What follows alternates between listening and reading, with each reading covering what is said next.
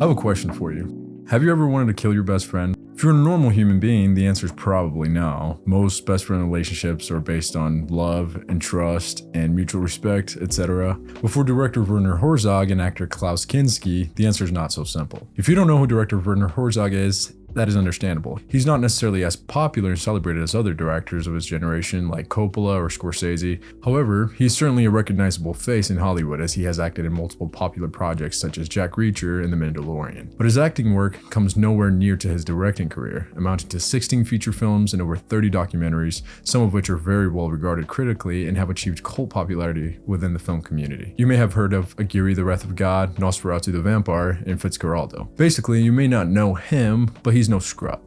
Dude's been around the block for a while. Then there's Klaus Kinski. If you've heard of his name, then you might know him as the most insane actor of all time. And the rumors are true. Dude was nuts. Klaus was notoriously a nightmare to work with and just to be around in general. He would get into screaming matches with people and even become violent over the most irrational and pointless things. So the question is, why the hell would people keep hiring this guy, right? Well, the bastard also happened to be a very talented and unique actor. Let's start from the beginning. The two met at a boarding house when Werner was 13 and Klaus was 29. Both of them rented rooms there. Herzog, along with his family, due to them being very poor at the time, and Kinski was a struggling artist, so he wasn't doing too well financially either. During that time, Werner recalls seeing Kinski's insane rage for the first time. In an outburst, Kinski locked himself in the boarding house's bathroom and for 48 hours just destroyed everything inside, including the bathtub and the toilet. Oh yeah, and he tore a door off its hinges during another fit, which is kind of scary, not gonna lie. He was evil and strong, which is a terrible combination just all around. A couple years later, when Werner was 15, he recalled seeing Klaus play a young soldier in the movie Children, Mother, and the General. He says the way Klaus woke up in one of the scenes just fascinated him. The two went on to work together on 5 different movies: Aguirre, the Wrath of God, Nosferatu the Vampyre, Herzog, Fitzcarraldo, and Cobra Verde, all of which were critically praised. But only Nosferatu and Fitzcarraldo were considered financial successes, while the other 3 became more cult classics. All these movies have interesting stories behind them, but I just want to focus on 3 of them today, starting with their first collaboration, Aguirre, the Wrath of God. The year is 1971. Werner is now 28 and preparing to make his 6th film, which is a landmark I am also close to achieving.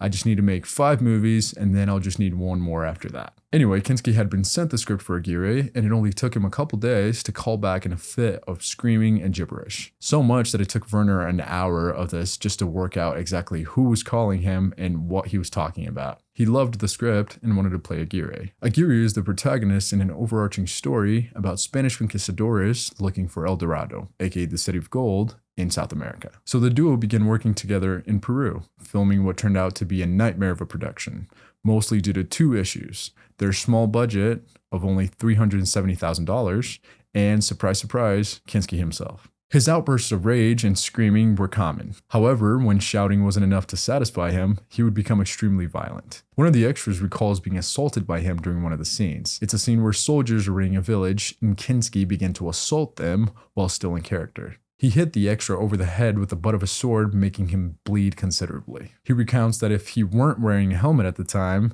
the hit probably would have cracked his skull. But it seems assault wasn't enough to satisfy Kinski that day, as later that night, he decided to try for murder. The extra recounts that he and a few other actors were drinking and playing cards to blow off some steam after a long day of shooting, when Kinski, upset at the amount of noise they were making, decided to grab his pistol and fire 3 times at their tent. Luckily, nobody was killed, but one of the actors had the tip of his finger shot off. So, not great. Personally, I love my fingertips and would be very upset if some crazy German guy shot one of them off. Although very talented, Kinski had a habit of occasionally forgetting his lines. When that happened, he would often look for someone else to blame for his mistake. While shooting Aguirre, Kinski did that exact thing. In one of the last few days of production, he messed up his lines and blamed one of the cameramen for it. He demanded Herzog fire him on the spot, which Herzog refused to do.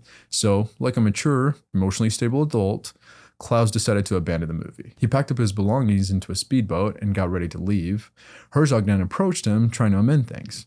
He told him the movie was bigger than both of their feelings and that he simply could not leave before they wrapped. Kinski still refused and said he was leaving regardless. So Herzog told him that in his tent he had a rifle and 9 bullets. By the time Kinski reached the next bend of the river, there'd be 8 bullets in his head, and the last one was for Werner himself. Kinski protested a bit more, but took the threat seriously, so he returned back to the set and they finished the film shortly after. And if that's not the most insane and badass story ever, I don't know what is. I know it's weird to think that the threat of murder-suicide is cool, but I can't help myself. On to the next. Nosferatu the Vampyre. My personal favorite out of all their collaborations. Nosferatu the Vampyre came out in 1979 with Kinski playing the title character. Much like the rest of Herzog's filmography, this movie wasn't a huge commercial hit, but it did get a lot of praise from critics and has achieved a cult status. If you don't know, Nosferatu is an adapted version of Bram Stoker's Dracula, so it's a story you're likely familiar with, even if you haven't seen the Nosferatu movie. Basically, a vampire brings plague and misery to a town, targeting a specific couple due to his fixation with the wife.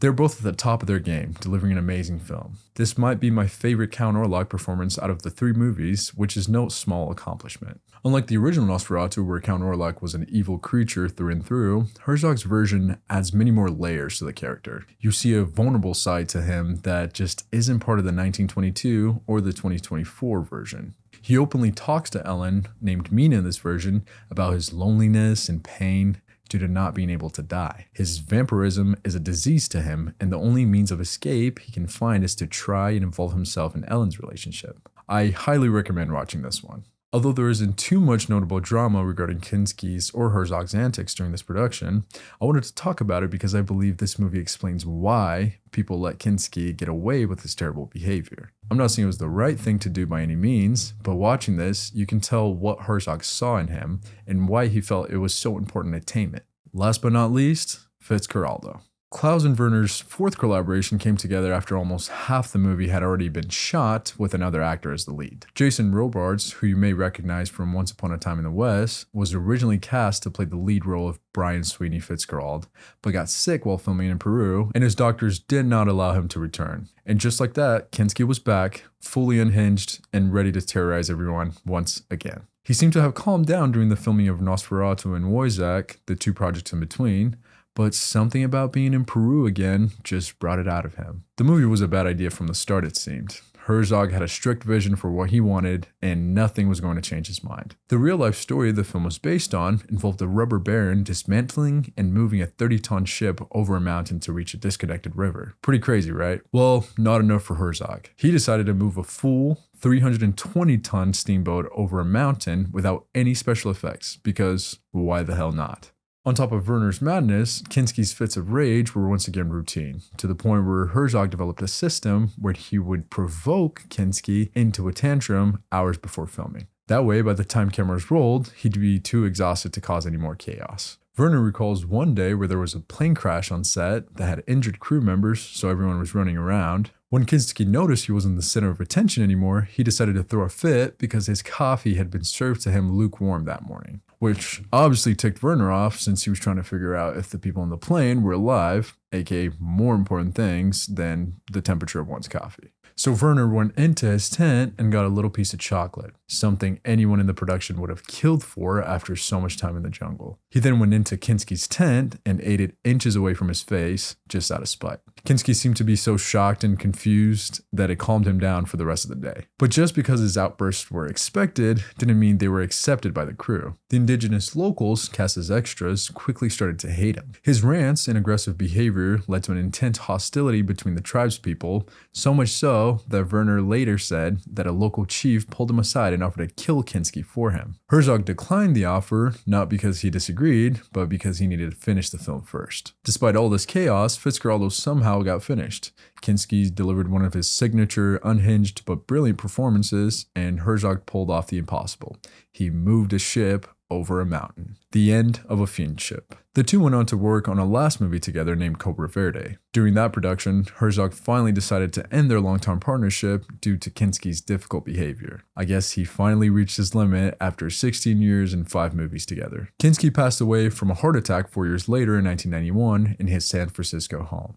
Despite all their conflicts and plots to murder each other, Werner decided to honor his memory by making a documentary about their relationship in 1997. It was named My Best Fiend, which is what this video is largely based on. In it, he chooses to highlight the good in him, such as his talent and a few moments of genuine kindness he shared with him and other crew members. It's an interesting experience to see someone show a lot of love and compassion towards a very difficult bad person. In 2013, one of Klaus's daughters, Paula Kinski, released a book named Kindermund, where she revealed that she had been abused by him all throughout her childhood, something that his other daughter, Nastasia, confirmed in interviews following the book's release. So the way he was portrayed in the documentary following his death really doesn't even scratch the surface of how evil of a person he was. Of course, that information came out many years after the documentary, so Werner likely couldn't have known. Herzog talks about Klaus's mix of cowardice and courage with warmth. Herzog recalls a moment while shooting Fitzcarraldo that showed a more loyal side to Kinski. An accident happened where the ship had been badly wrecked. The anchor had penetrated the thick metal wall on the rear of the ship. Herzog still felt they were missing some shots, so he proposed the idea to the crew of boarding the ship one last time. There were 6 volunteers who came back with him to the boat, and one of them was Kinski. Werner recalls Kinski saying, "If you go on board, I'm coming with you. If you sink, I shall sink too."